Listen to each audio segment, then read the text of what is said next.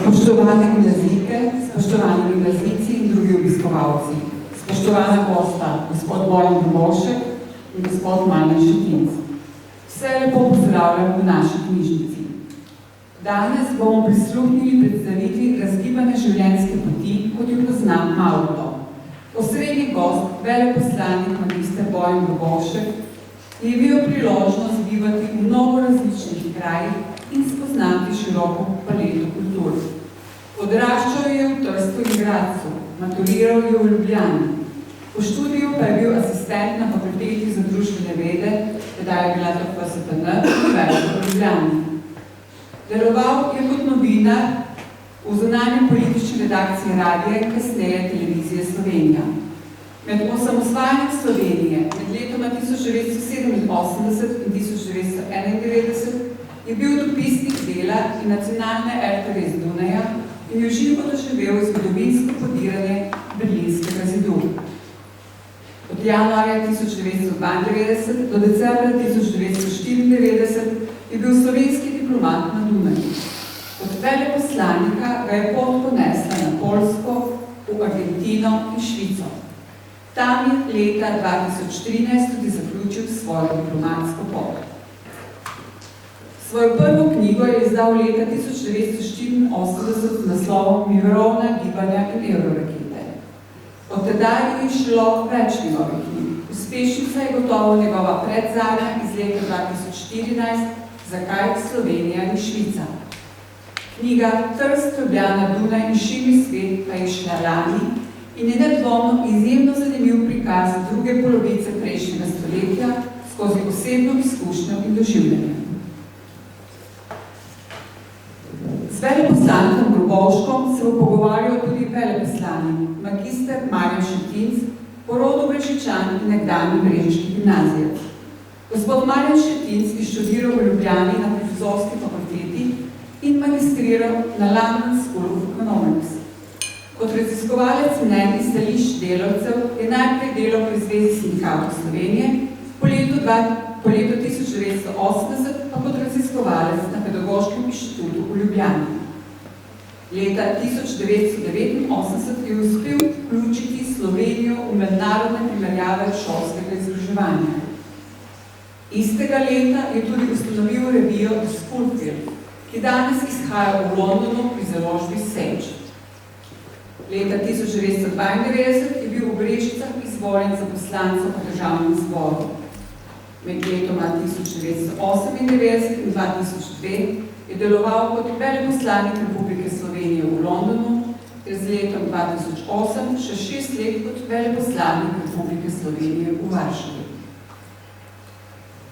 O zanimivih izkušnjah, poznanstvih in časih, ki so vplivali na to, kar je Slovenija danes, nam bosta več povedala sama.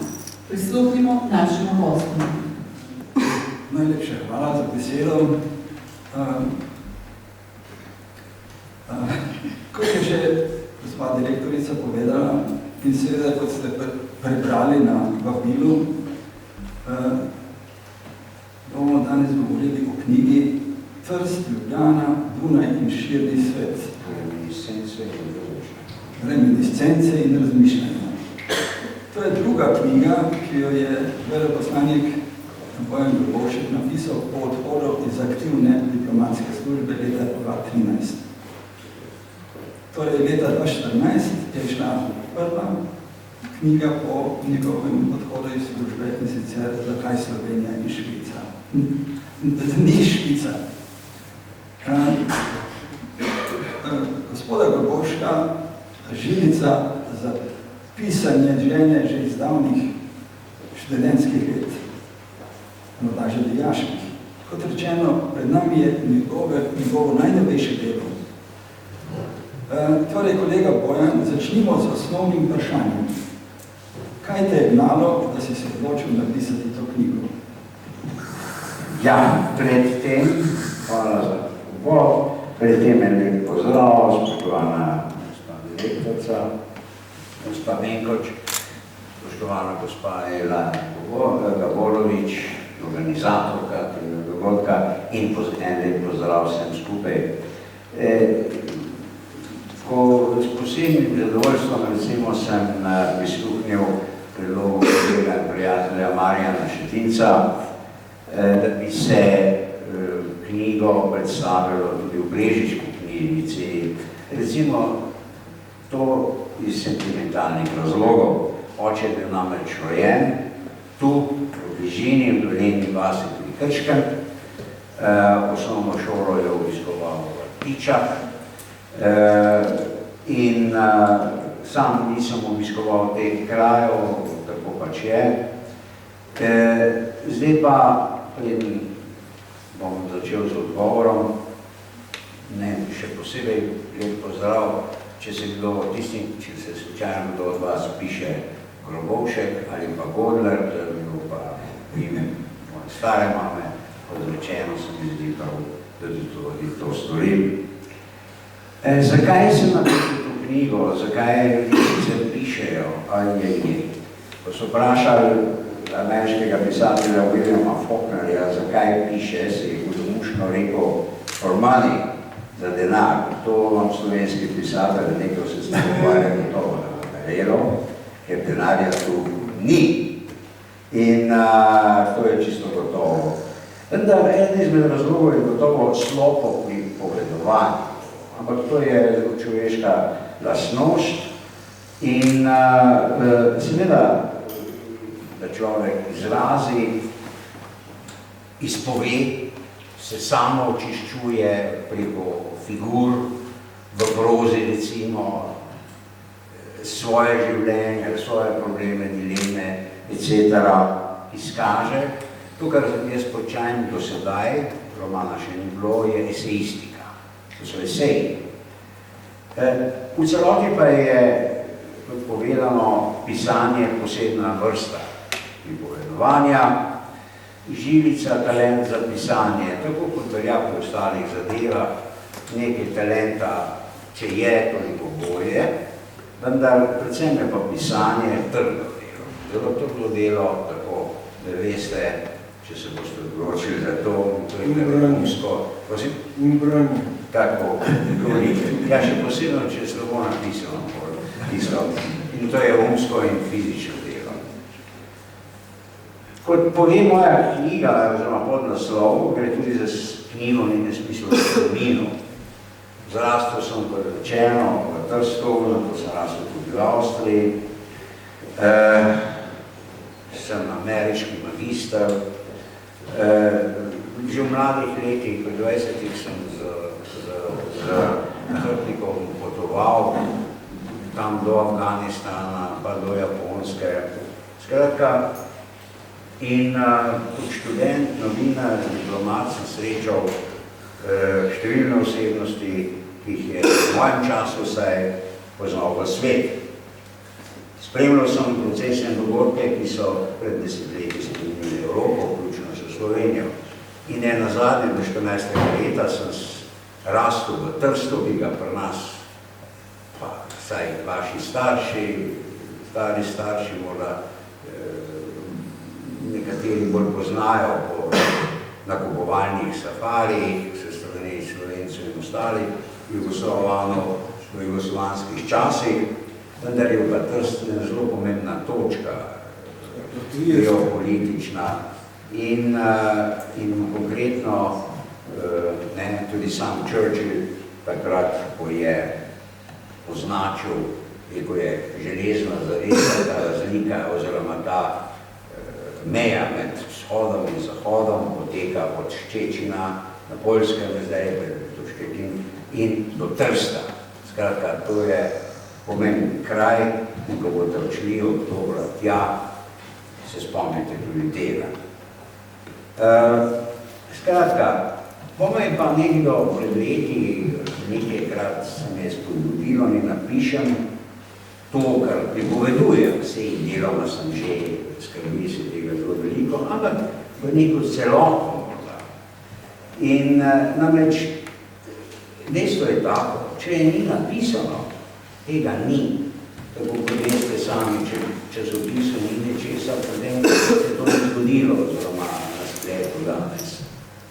In v tej knjigi, kjer se osebno nisem zaledju, me pa tudi seveda spodbudil čas, v katerem živimo.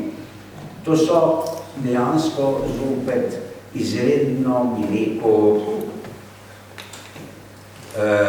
pisani, nemirni, nestabilni časi, prelom, prehod, nova vrednot.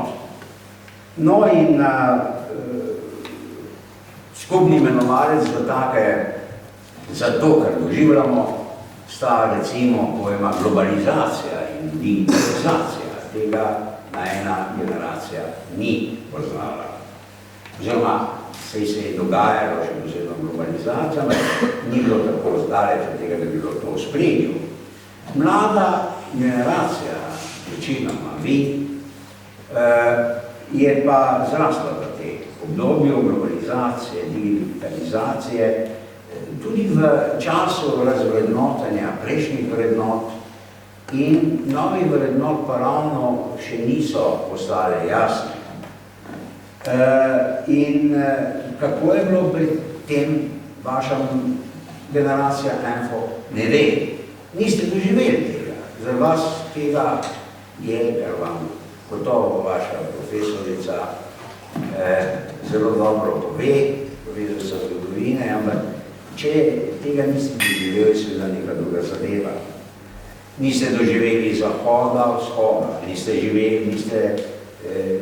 v središču za nas je bila samo Evropa in njeni kulturni in civilizacijski podaljški, ZDA, Avstralija, Kanada in podobno, pa še kaj malega, ampak drugače ne. No in skratka, niste doživeli tudi Jugoslavije, zdaj, če si jo imel realt ali ne, to je bila naša država, tudi pač domovina, širša. Zato je lahko ta knjiga, bi rekel, in tega sem po svoje tudi precej želim, nekakšen pripomoček pri razmišljanju, še posebej o Sloveniji in o naši novejši zgodovini. In verjetno so vam to že nekajkrat povedali, ampak dejansko, recimo se Sloveniji nekoga, ki tudi do 17 leta si nisem predstavljal, da bi v Sloveniji, bil sem Slovenec, zelo zaveden Slovenec, kulturno, ampak zapomnite si nekaj, vsaj kar zadeva pouk zgodovine, gledanje na zgodovino. Zelo malo držav v Evropi, ki bi v zadnjih 100 letih, v zadnjih stoletju, zbrali v svoji novejši zgodovini, doživelo toliko sprememb in toliko pretresov. To se lepo sliši na lahko in se to pozabi, vendar imeli smo kar nekaj revolucij in to zelo globoki revolucij. Najglobja je bila ona socialistična, prevrednotenje vseh vrednot. Po socialistični revoluciji, po padcu zidu ali kako hočete, ali imenujemo po demokratizaciji in seveda vrnitvi v kapitalistični sistem, torej v gospodarstvo, je pa začela druga revolucija, tranzicija. To je globoka revolucija, ki po svoje še traja. Nekajkrat tudi Bežice so doživele to, bili smo v zadnjih stoletjih v tej državi, v drugi državi, v tretji državi in vsakokrat je od zgoraj dol je prišlo nekako sugestija, ali pa rečeno, so nam povedali, kakšne naj bodo vrednote novega časa. Rezultat tega je velikokrat, da so ljudje precej zmedeni v glavah, to se tudi naše vedno pozna, in dejstvo, da smo pa še zelo mlada država, kar je spet unikum na zadnjih držav, ko so bile ustanovljene v Evropi, nam seveda ne olajša gledanja na lastno zgodovino ali pa razumevanja na lastno zgodovino. Veliko te zgodovine še ni povsem prebavljene.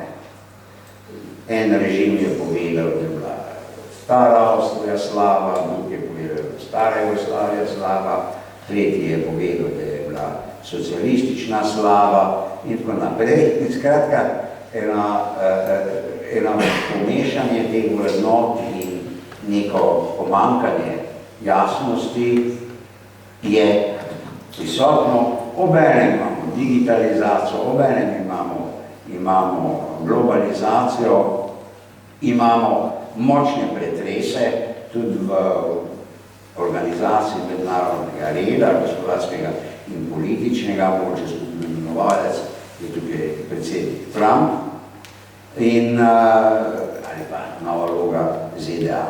Skratka, kot rečeno, iz političnih in ideoloških razlogov se včasih pri nas v zgodovini raje ne govori, ker potem nastanejo spori. In tem se nekateri radi izogibajo, tudi s posebno razumljivih razlogov, vendar mislim, da se te stvari spreminjajo. S tem bom nekako končal ta odgovor na prvo vprašanje in upam, da nisem bil preveč dolgočasen in preveč dolgorezen. Prosim. Ja, to je bil kar obsežen prikaz tvojega motiva, da si napisal to knjigo. Gre za presek nekega obdobja. V knjigi pišeš o mnogih dogodkih, ki si jim bil priča in si v njih kritično razmišljal. V vsakem obdobju življenja na nek svoj način. Veliko zabeleženega iz otroštva si ovrednotil šele kasneje v življenju. Tako kot vsi to delamo. Skozi v veliki meri memoarski pristop si svoje doživljanje in opažanje dal v širši okvir določenega obdobja. Iz knjige pač se vidi, da si izjemen opazovalec in razčlenjevalec dogajanj, v kateri si se znašel, jaz temu pravim, v pravem trenutku. Prvi pravi trenutek je bil nedvomno Trst in odraščanje v povojnem Trstu. Sledila je Avstrija, Jugoslavija, Dunaj, dopisniško obdobje, kjer so opadal razpad Berlinskega zidu in slovensko osamosvojitvijo, ki te je potem spontano pripeljala v diplomatske vode. Ker ni mogoče predstaviti celotne knjige, knjiga ima čez 450 strani, sem se osredotočil in pametno je, da nekaj stvari malo poglobljeno predstaviš. Torej, začnimo s Trstom, tvojim odraščanjem in slovenstvom v času svobodnega državskega ozemlja. Kot mi je povedal profesor zgodovine, pa ste o tem govorili proti koncu tega šolskega leta. Enako opišiš svoje doživljanje Trsta, ki je bil do konca prve svetovne vojne kulturni center slovenstva. In kako to vidiš, oziroma si ga videl, doživljal po padcu fašizma v obdobju do tvojega odhoda leta 1963 iz Trsta? Ja, Trst, kot verjetno veste, je bilo izredno pomembno mesto. Včasih, to je bilo pristanišče 50-milijonskega imperija, Avstro-Ogrskega, mislim, celotne, najpomembnejše pristanišče. Zelo bogato mesto, lahko bilo bolj kulturno, kot je bilo. V končni fazi je Ljubljana dobila univerzo pred Trstom, pa je komaj 100 let stara, kogarkoli že je naša univerza v Ljubljani. Trst je bilo mesto za največ študentskega življenja v Avstro-Ogrski. Več kot v Ljubljani. Ljubljana je bila center, pravni center, pač Krajinske, tega Krajinske in je vendar včasih uporabim izraz provincialno gnezdo, bila proti Trstu. Trst je bil veliko bolj kozmopolitski. Večino prebivalstva, kar zadeva jezikovno gledano, so Italijani.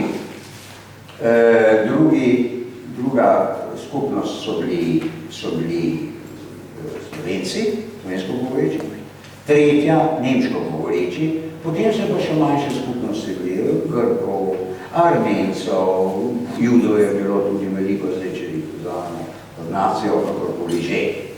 In bogato protomopolitsko mesto. Če bi Trst, seveda, tudi to je legitimno ostal, če bi ta slovenski prostor enotno ostal, govorimo z Trstom in z Koroško, jaz mislim osebno, ampak to je neki izgled, velika ugibanja, bi Slovenija imela tega zelo veliko. Namreč, to je bilo mesto, edino pravo mesto, urbano mesto. Mi smo imeli kraj, ki je bil urban na evropski ravni.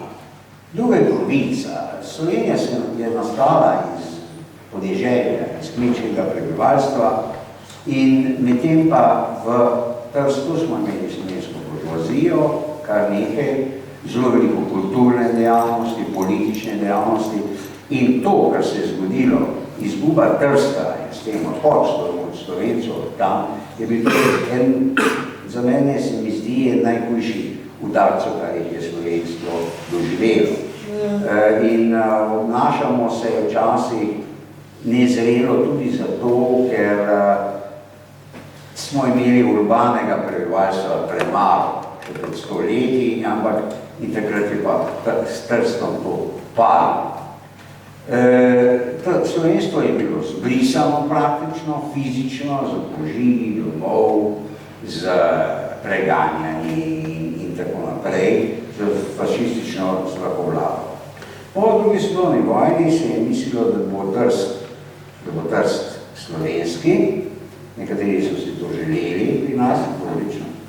Do tega ni prišlo, nastalo je, zdaj poenostavljam, tržaško svobodno ozemlje za cono A, cono B, cona A je Trst in okolica cona B je bila pa te naša Istra in hrvaški del tudi Istre. In s tem se je potem nekaj časa čakalo, na koncu je to dobila Italija cono A in pa cono B. Kakšno je bilo življenje Slovencov v Trstu? Torej, gotovo je bilo poskrbljeno, ampak to poenostavljeno, bom šel v detalje, zaradi zaveznikov, s pomočjo zaveznikov zahodnih in še posebej, da smo imeli svoje šole. Šole so bile slovenske, jaz sem hodil v slovensko šolo, bila je slovenska osnovna šola, slovenska nižja gimnazija, ko sem tudi še tam končal, in slovenska gimnazija in ostale tipi srednjih šol. Program je bil pa iz italijanskega programa šolskega za celo državo, razen kar zadeva slovenščino. In živeli smo v svoje vrstnem ločnici. Italijani na eni strani, Slovenci na drugi strani. To so bili še časi, ki so bili spomojni na obdobje fašizma, pri Slovenci zelo močni, pri Italijanih tudi, pa tudi časi imenujemo kratke jugoslovanske partizanske okupacije v Trstu. In živeli smo neko ločeno življenje praktično, eni in drugi. In hodili smo v svoje šole in ni bilo tako, zelo redki so bili tudi akti nasilja, še posebno se strani fašistov, neofašistov, ki so še vedno tam obstajali.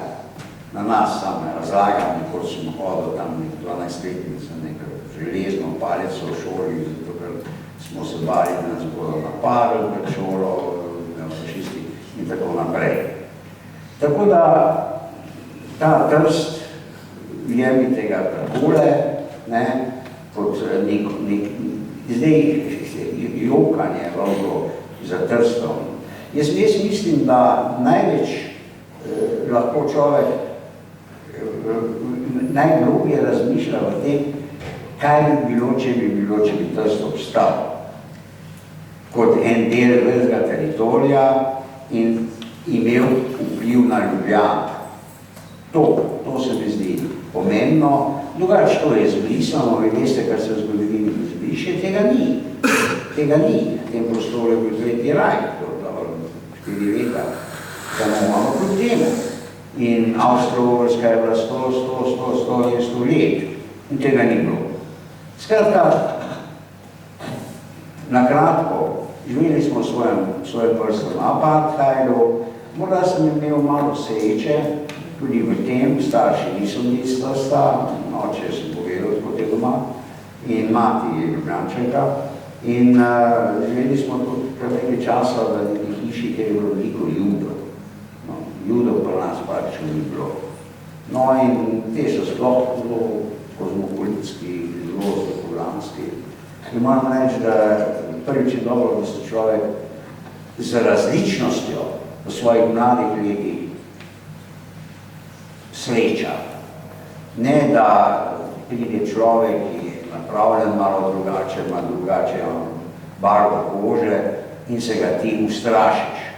In misliš, da je zato, ker je drugačen, da vse ve, ali da ni dober, ali karkoli že. No, to mi je to dal, no, pa to srečanje z judovstvom je pač bilo tipično za vse Slovence. V Trstu sem imel pa tudi neke znance, ki so bili Grki, stare družine, 6., 7., poreklo, ki so živeli tam, Nemci, nemško govoreči in tako dalje. In če sem vse povedal, se ne da govoril še dolje. Ja, o tem veliko poveš v knjigi, veliko zanimivosti, podrobnosti, omenjaš mnoge ljudi, ki so znani od pisateljev do kulturnikov. Vendar, da ne bomo pametno ta čas izkoristili, predlagam, da idemo na naslednjo točko, ki je zelo obsežna knjige, in to je Avstrija. Avstrija je pustila velik pečat v tvojem življenju. Dunaj, kot sem praviš, kulturna prestolnica nemško govorečega sveta, je bil nekoč izjemnega pomena za Slovence. Tako iz znanstvenega kot kulturnega sveta, od kulturnega in političnega. Skoraj ni imena pomembnega Slovenca, ki ne bi nekako se našel na Dunaju.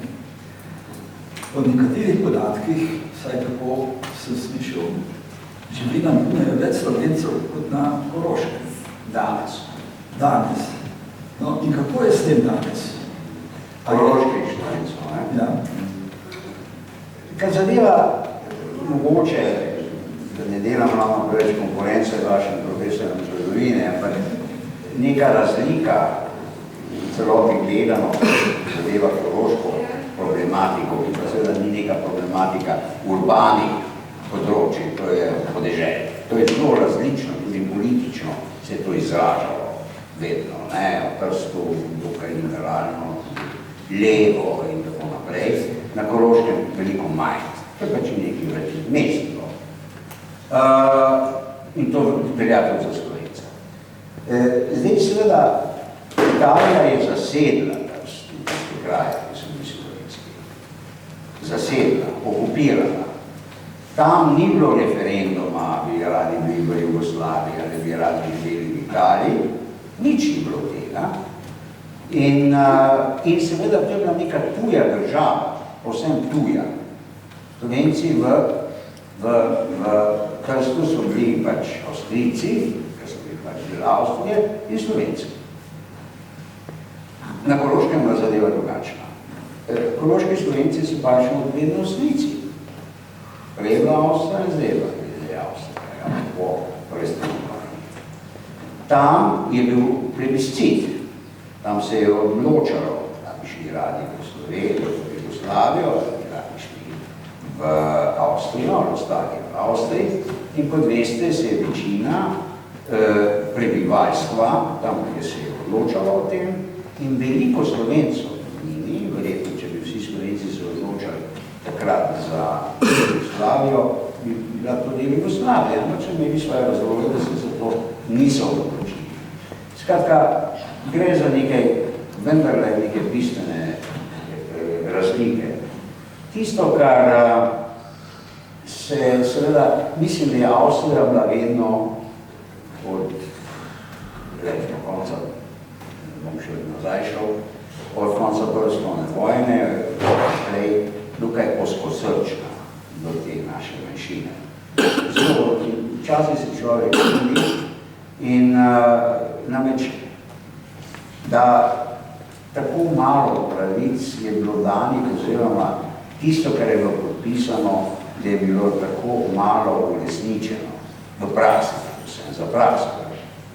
Poleg tega, Avstrija je v tej svojem argumentaciji, njihovi emigranti so že v koncu druge svetovne vojne, potem so bežali pred Hitlerjem, v tujini argumentirali, da so bili, da je bila Avstrija predvsem žrtev nacizma in Hitlerja, in s tem, da so navajali oboroženi boj Slovencev, slovenskih orožcev, s pomočjo seveda z juga Slovenije. Bilo je nekih 400 celo bojnih srečanj z nemško vojsko in postavljeno policijo, kot dokaz, kako so se Avstrijci upirali. Kot dokaz, da so se upirali nacizmu. In za hvaležnost do teh velikih uresničenj obljub ni prišlo, v praksi se je nadaljevala v veliki meri asimilacijska politika in danes je rezultat tak, kot je bilo povedano, da nekateri menijo, da je koroških Slovencev, vsaj intelektualcev, kako se reče, danes izobražencev, na kar je bilo možno, na Dunaju več, pa izven Koroške, tudi na Koroškem sam. Jaz mislim, da to zadevno, mislim, da bi mi morali, Slovenija bi morala notificirati tako imenovano avstrijsko državno pogodbo, ki je bila podpisana 1955, kjer se garantira te pravice tem Slovencem. Zdaj, če ne drugega bi jo mi morali podpisati zaradi Slovenije same. Če že je prišlo deloma do te pogodbe, tudi zato, ker so navajali oboroženi boj Slovencev proti nacizmu, Avstrijci so bili nagrajeni, mislim, da bi imeli pravico, da mi rečemo, no ja, ta pogodba je tudi naša. Vendar tudi gre za neko komplicirano zadevo. Ja, Avstriji sami. Malo natančno našim slušalcem, zakaj gre pri tej avstrijski državni pogodbi, ki je nastala kot plod dogovora med zavezniki. Avstrijska državna pogodba je temeljni dokument po vojni, avstrijski, na temelju katerega so se okupacijske sile, 4, Danci, Nemčani, Sovjetski in Francozi, umaknili iz Avstrije. Kot veste, iz Nemčije se niso. Avstrija ni bila več okupirana leta 1955 naprej. Je pa, in to je bila baza tega avstrijska državna pogodba, znotraj katere so tudi ta znameniti 7. člen, ki garantira Slovencem, Hrvatom, Slovencem na Koroškem, pa tudi na Štajerskem pravice. In seveda ena izmed zelo temeljnih točk te pogodbe, da se je Avstrija zavezala, da bo neutralna. Včasih se pri nas govori, joj, Slovenija bi morala biti taka kot Avstrija. Ja, verjetno, samo mi smo NATO. Mi smo rekli, da gremo NATO, mi smo se odločili v NATO, Avstrijci se pa niso smeli v NATO. En del javnosti je bil zelo proti temu, je proti tej prisili. Danes so zadovoljni vsi, da so bili neutralni, kajti to je dala Avstriji eno nepopisno veliki manevrski prostor za njeni politiki. In če me že vprašate za Avstrijo, veste, Avstrija je vse, kar vidimo v Avstriji. In Koroška, in Štajerska, in Sažanka, pa Graz, in od kamor so šli krščani, tudi Levičani po drugi svetovni vojni. No, ampak Avstrija je izredno, prvič je to kulturna velesila, treba gledati skozi Dunaj. Avstrija je dala kulturi zelo veliko, deloma tudi zaradi vpliva raznih kultur, ki so se srečale v času imperija. Z eno besedo oziroma z enim stavkom, če me kdo vpraša, kako ne opišem Avstrijo, jaz pravim, Avstrija je dežela, kjer se je rodil tak, ki je s pesmi Svetla noč, Vlažna noč, najmiroljubni pesmi na svetu. Avstrija je dežela, kjer se je rodila, tam živela in je tam živela tudi prva prejemnica mirovne nagrade Nobelove za mir, Berta von Suttner. In Avstrija je dežela, kjer se je rodil Adolf Hitler. Adolf Hitler je marsikaj doživljal tisto prehodo med 19. in 20. stoletjem in začetka 20. stoletja, ko je bil na Dunaju, pobral marsikaj tistega, kar se je tam dogajalo. Skrajni tudi rasno obarvani antisemitizem, politični antisemitizem, ki je bil tam zelo močan. In je država, ki je presega za svojo, imenujemo kulturo, pa še značim drugim dejstvo, da vsi se imajo za manj. Racionalno gledano, ker je samo 8 milijonov. Zdaj nimamo pa še vedno težave z vsemi svojimi 2 milijoni, si zelo težko priznamo, da smo mejni, ampak to je neko drugo področje.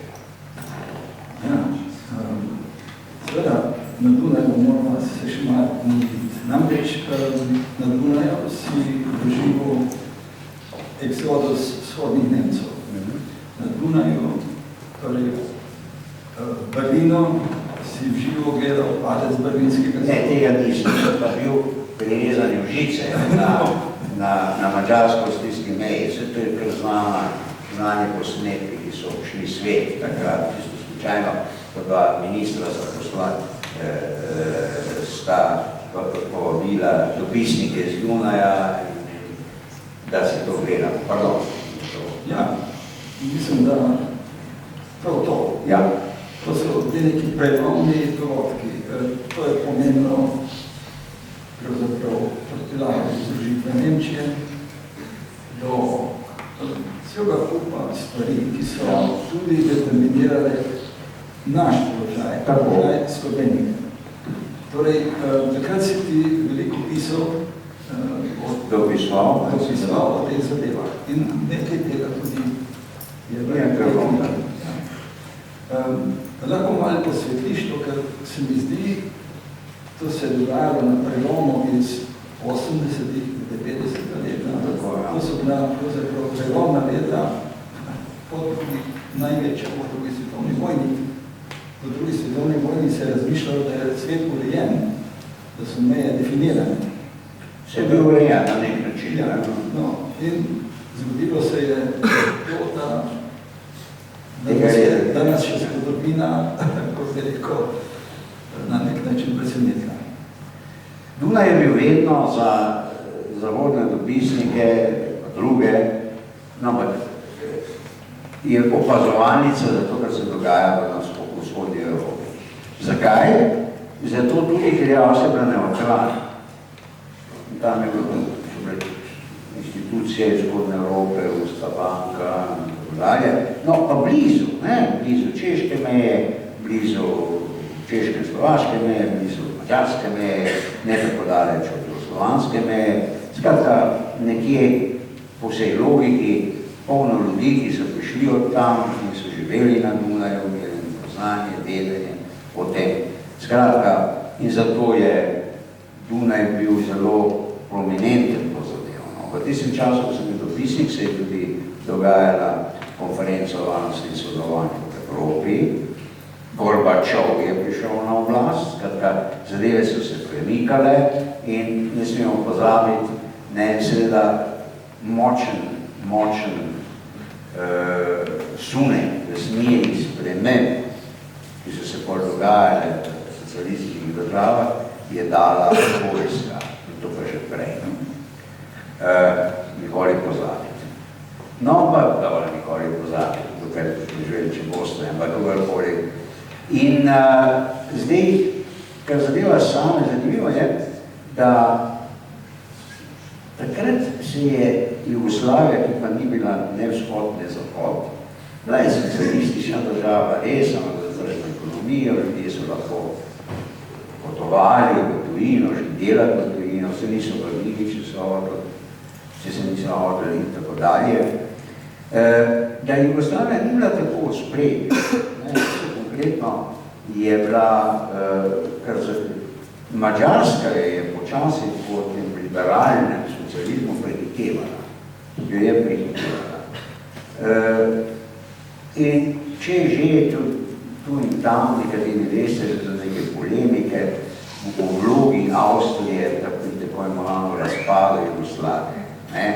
Češ še posebno iz Beograda v tistem času je bilo slišati, da gre za neko strahotno zaroto, ki naj bi jo kovala Vatikan in Avstrija iz nekega maščevanja za prvo svetovno vojno, sej je pač srpski študent Gavrilo Princip ubil našega prestolonaslednika avstrijskega, Franca Ferdinanda. Jaz mislim, da zdaj, veste, tudi to, kar jaz povem, to vam govorim iskreno, ne morate vzeti kot suho zlato. Navadite se ni čusti kot suho zlato, razen tistega, kar vam povejo vaši profesori, da ponovite. Ko končate, imate pa že to, pa lahko tudi malo podmonte. No, lahko kako ležete, da bomo lahko da tu ščuvam v kakšni revoluciji. Skratka, jaz mislim, da neke ciljane politike ni bilo. Seveda, Jugoslavija je bila srednja velika država, zelo močno vojsko.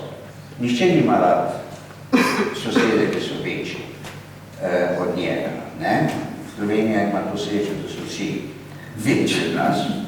In Jugoslavija je tudi zaradi zgodovinskih okoliščin. Seveda, Avstrija danes rekel, rajši ima Slovenijo na meji, kot pa je nekdanje Jugoslavije, ampak če bi šlo, da bi šlo tukaj za neko dolgoročno politiko, zelo konkretno bi rekel, da ne. Je pa res, da je tedajni zunanji minister, ali smo, katerega so časi njegovo ime poznali marsikdo pri nas, je bil pa človek, ki je druge svaril pred tem, kaj se dogajajo v Jugoslaviji. Namreč te medetnične, mednacionalne tenzije in je opozoril, in to opozorilo je prišlo predvsem do Nemcev, do kanclerja Kohla, tedanjega zunanjega ministra Genšerja. V tem vidi opozorilo. Je pa seveda doživel sem prihode takrat slovenskih politikov, ko se je zadeva šla proti tistemu, kar se je zgodilo junija 1991, še polkar je, na Dunaj. Dunaj je bilo zopet, je bilo pač nek odr, kjer so ljudje iz teh držav predstavljali tudi zaradi tega velikega števila pisnikov, kako je šlo po svetu, svoja mnenja, svoje informacije in to sem se skupaj doživljal. Vse te naše prihode gospoda Rupnika, Kučnika, tudi predsednik Kučan, kasnejši je bil tukaj, Rupel zunaj, in pač, seveda človek se ne drži, pred očmi se ti vrti zgodovina, odbija zgodovina, to se vedno, ampak to so neki intenzivni trenutki. Bil sem na volitvah na Mađarskem, kjer je prevzela potem katerih rezultat je bil ta sprememba režima povsem, kar zadeva stranke nove.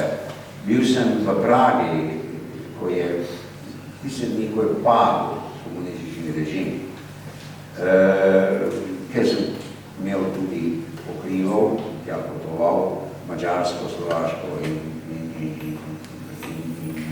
Češko. Skratka, danes vrtiš film nazaj in dobiš neko dodatno distanco, podajnost do tega, kar si šliš, kar si videl in kar si doživel. To nisem bolj pametno od vas, samo bolj star sem, veliko več. To dožiš z leti. Vsi morda ne. Ampak pravno, večina bi mora. Distanco. Distanco, kar zadeva čas, razumevanje časa. Če se vam pove, verjetno se vam govori o Jugoslaviji, se vam to zdi, da je to nekaj tam v nekem pamti veku vredno. Ne? Imam prav? Ja, ne. Je tako? Ne? Meni tudi, živel sem v 150 letih in začetka 60-ih, in ko se govori o drugi svetovni vojni, se je meni zdelo, da je to nekaj nepopisno daleč v Mezodvojku ali kakorkoli že. In je, ne? In potem se zaveš, danes nazaj, in ugotavljam, da je tako, ko sem jaz tako percepiral, je to veliko manj časa bilo od konca druge svetovne vojne, od tega, koliko se je stara Slovenija, za katero vsi rečemo, mlada država, zelo mlada. Skratka, ta percepcija, to dobiš s časom. Je pa dobro tudi, če ti to prej malo pove. Ne? In kaj in kako. Pač z leti in z izkušnjami to dobiš. In to ni nobena vaš greh, da tega nimate, ker ne morate imeti. To je vse. Pardon. No, to je en tak veliko grobec iz tega časa, vendar, ker najn čas ne gre nedobrati. Ti si dejansko živel v dveh ali z tremi menšinami slovenskimi. Ko rečem tremi, imeli smo Trst, Avstrijo in sodeloval v Argentini kot veleposlanik. In kot si zapisal, si se srečal z včerajšnjo Slovenijo. Dejstvo, da je v različnih obdobjih, na začetku daljega slovenstva, med vojna in po drugi svetovni vojni v Argentino emigriralo veliko Slovencov. Na koga se nanaša ta včerajšnja Slovenija? In kako gledajo Slovenci v Argentini na Slovenijo, oziroma argentinski Slovenci, ker verjetno so zdaj to že večinoma Argentinci. Mislim, mi smo marsikaj preskočili, ampak zdi se mi, da je to dobro, da malo pojasniš. Vprašanje je večplastno, je težko. Zdaj, nakratko, vi to veste o tem, ampak Argentina, to je izredno bogata država, včasih na 10 najbolj bogatih na svetu, in malo se je začelo, na reči zgodovini, migracije.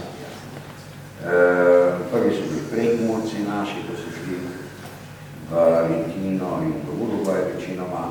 Potem so bili veliko primorcev, je tja šlo. Že personalno, ampak največji, ki je pa šlo, potem je prišel fašizem v Primorsko in pa gospodarska kriza in jih je veliko šlo dokaj dosti v to bogato Argentino času.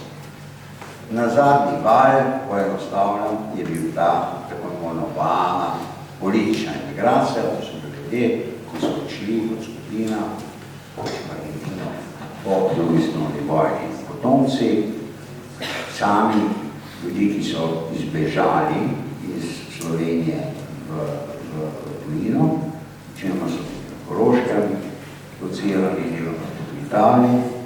Argentina je bila dežela, ki je imala družine cele. Medtem ko ostale države niso, ZDA, Avstralija, Kanada, so posameznike, večinoma mlajše posameznike. Medtem ko Argentina je imala skupnosti, mislim, cele družine. In tako je odšlo kar nekaj tisoč kot skupina teh ljudi v Argentino in je nekako, jaz mislim, da večinoma z nekim upanjem oziroma vero, da se bodo kmalu vrnili v Slovenijo in seveda ob spremembi režima socialističnega tukaj. Tam so po svoje naredili čudež v tem, da je bilo zgrajeno cel kup nekih kulturnih inštitucij, dobesedno z rokami, in da se je slovenščina izredno obdržala zelo dolgo med njimi. In še vedno je. V celoti, kako gledajo, dalje si bolj idealiziraš seveda svoj kraj, kako si prišel. V Sloveniji idealizacija Slovenije njene lepote, ono drugo. Pri nekem delu te imigracije, pri politični imigraciji, pa ravno idealizacije, kar zadeva političnega, socialnega sistema, pa ni bilo jasno. Ne? Je bila Jugoslavija, Slovenija, je bilo imela negativni preznanj. Po letu 91 prihaja tudi spremembe. Je pa tako, da praktično, če vi vzamete, ti Slovenci so vendarle v nekem smislu dvoživke. Materin jezik, kako se učijo slovenščina, socializacija, politizacija, vse, kar je okoli, v šoli. Sicer razen sobota, nedeljo, ko imajo te slovenske pouke, je pa v španščini, je pa v Argentini. Je argentinsko okolje. Argentina je tudi država, ki ima izredno močno identiteto. Veste, fuzbala, tanga in tako naprej. To je izredno močno identiteto. Tako je požarko, pa še kaj, pa še marsikaj drugega. In je zato pač, dobro, ljudje imamo lahko več identitet. Zdaj jaz mislim, da je ta zgodba, ki je povezana z drugo svetovno vojno, namreč sorodniki, številni sorodniki, ki so migrirali po drugi svetovni vojni, so bili ubijani v tednih po drugi svetovni vojni. In seveda to je nekaj, kar nosiš s seboj. Seveda, če si tam, se pa srečaš tudi s tem, da so vojna in to, kar se je dogajalo, izredno zapleteno, da ima vsak bi lahko svojo resnico. Absolutnih resnic je zelo malo. In tudi, kar zadeva, ampak nekaj pa vendar je, če se lahko oklepamo in nekaj, kar vemo. Zdaj, kar zadeva drugo svetovno vojno, to ni bistvo tega našega srečanja danes, pa nekaj drži. Drži, da Slovenija ni napadla, ampak da so drugi levene napadli Slovenijo. In iz tega lahko marsikaj oziroma izvlečeš, oziroma tudi kar zadeva ocene določenih situacij, ki so se pojavile in ki upamo, da se nikoli več ne bodo pojavile. Kajti to je grozno, še posebno pri manjših narodih, manjših družbah. In ja, nekaj sem povedal, da to argentinski Slovenci. Ja. Pedro Beka. Ja, tam je kar ena subkultura se razvila. Ja. Slovenci imajo dobro ime, glede na ni veliko, 30-40 milijonska država, ampak je presenetljivo, koliko ljudi ve za Slovence, različno.